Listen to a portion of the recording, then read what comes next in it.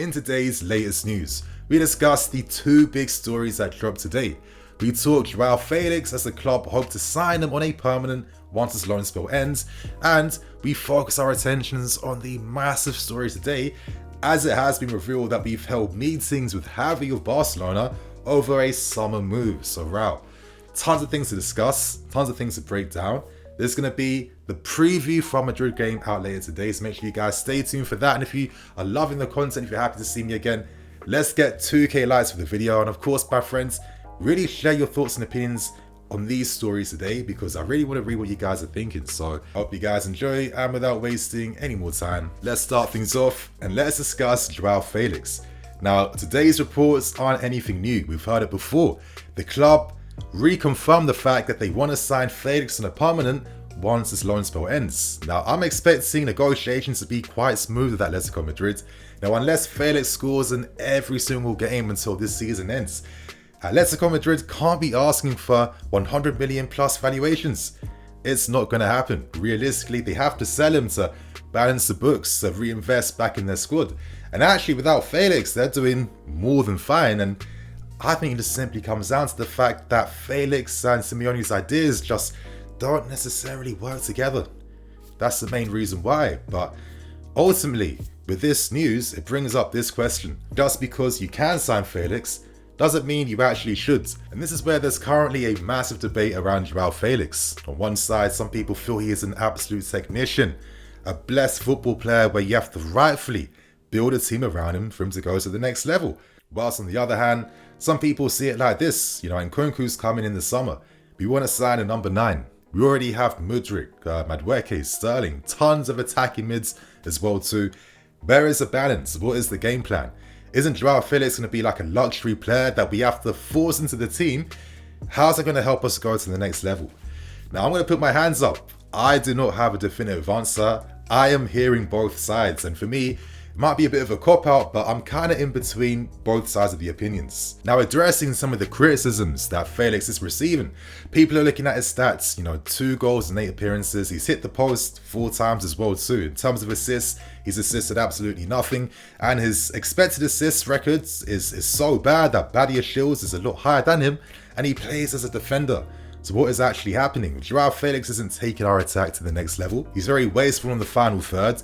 He doesn't take his opportunities, and at times he doesn't put in the defensive work off the ball, which can further weaken the team. But this is where I'm going to give some of my thoughts and opinions, and I kind of feel like the main issue that I see with Joao Felix is that there was too much expectancy placed on him. And I'm going to hold my hands up because I was also another person to think that Felix comes in and instantly just turns his team to the next level. But this season, I'll be learning a lot about the game even more. I'm constantly learning about the game every season. And I've learned to be a bit more realistic once I've seen where I've gone wrong. And the reality is, Joao Felix or any player, they can't come into teams and just single-handedly get teams firing in attack. Joao Felix enhances how you attack. But for him to enhance how you play, you actually need to have an identity behind how you play, how you build up, how you break teams down, and what you're trying to do. And this is the main thing we don't have. I mean, throughout the season, we've seen a million attacking combinations. We've seen a million ways we've been playing, a million different formations, a million different systems.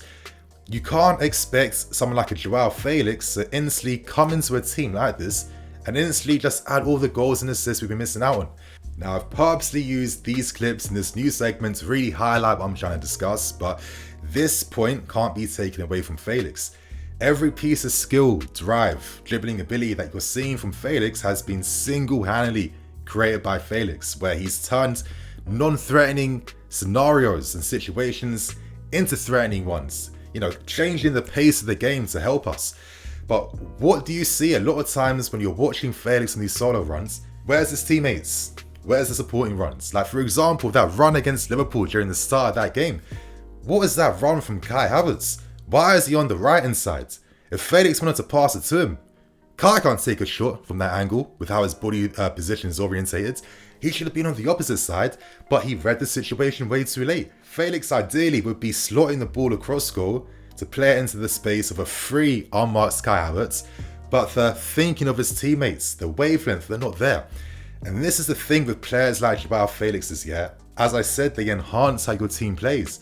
But they're the type of players that are given more creative freedom and expression on the field, because they're very dangerous in all parts of the attacking phase, from like creation to scoring to, second phase build up, carries, etc, etc. You can't really give these guys strict instructions in terms of how you play, but with a player like this that has that freedom of expression, what really makes him come to life is his understanding with his teammates, the relationship with his teammates, how they understand his runs. Okay, if he's carrying the ball this way, I need to make this type of run. You're not seeing that type of understanding. I'm not seeing the wide support. I'm not seeing the third man runs in behind.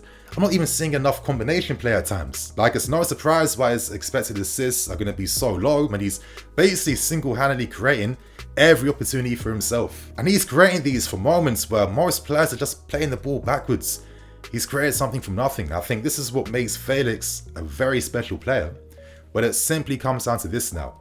If you're signing a Felix, it means you have to commit to a certain way you want to play. You have to commit to a certain manager and his vision. And this has been the main issue with us, yeah? We have too many great individuals.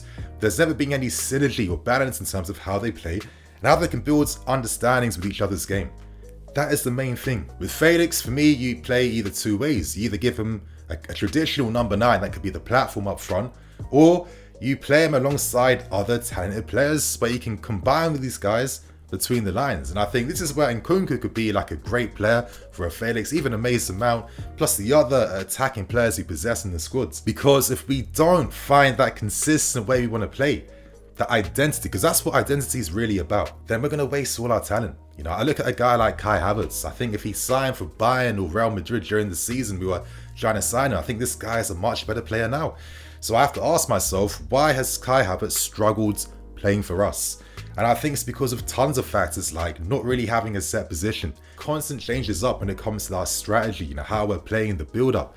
All these factors that can inhibit someone's development. But if you're keeping Felix, can you also keep Kai Havertz and everyone else? I'm not too sure.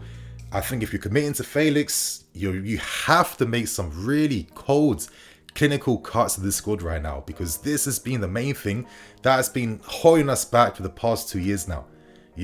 Until we fine-tune this squad and really have some core set ideas behind, the strengths of the players you want to turn to, the way you want to play, how we're going to play and attack as well too, we're going to reduce the effectiveness of our attacking players. That's why most attacking guys can excel from the clubs we sign them from, but then they do nothing here. Once we have that foundation in terms of core principles, like an actual spine in the team and clear set ideas behind how we want to attack, Felix can really enhance what we're doing, playing alongside the other guys who also know what they're doing in the team. This guy has an X factor, something that you can't coach, the unpredictable, the ability to constantly pull it off, produce those match-winning moments. He has that in his game. This has been impeded at Atletico Madrid because they just play in a completely different way, rigid way, where they drop their lines a lot deeper. They're not pressing higher up the field. They're not playing with the ball. They're not suffocating their opponents in the final third. They're the conditions that Felix likes, so I'm not going to hold his Atleti spell against him too much. I think here we can create the conditions he needs, and I don't think it necessarily comes at the expense of us sacrificing our identity and our squads towards making him a better player. Because as I'm really stressing, Felix just enhances what you're doing if you're doing things the right way. So I think this can definitely work, but we need to make some really tough decisions right now. So you guys share your thoughts and opinions. Do you think we should sign Felix, or do you think he's a luxury player that we just can't afford to have at this point in time? So right now, let's move on to one of the big stories of the day, and we have to discuss the breaking news around Gavi. It has been reported now that we held a meeting with his agent and Ivan de la Pena 3 weeks ago over a potential move where we sold Gavi the vision. We told Gavi that if he was to sign for us, he'd be a key player, getting key minutes, and we'd really build the team around him. And it's believed that the interview went very well, and we're planning on having more talks in the next few weeks. Now, it's no surprise why we're turning our attention to Gavi. We've recently said that we want to sign some of Europe's best under-21 players, and I think this transfer policy comes at stark contrast to the business we were doing in the summer. Wow, some of the business in the summer just doesn't make as much sense anymore now, but Gavi does, and his agent and Christopher Vivell had very good talks, and I'm really excited by these developments. Now, Gavi is currently upset by his contract situation at Barcelona. And I'm going to explain that for you guys later on, so just bear with me. But obviously, if he signed for us on a free, he'd earn incredible money.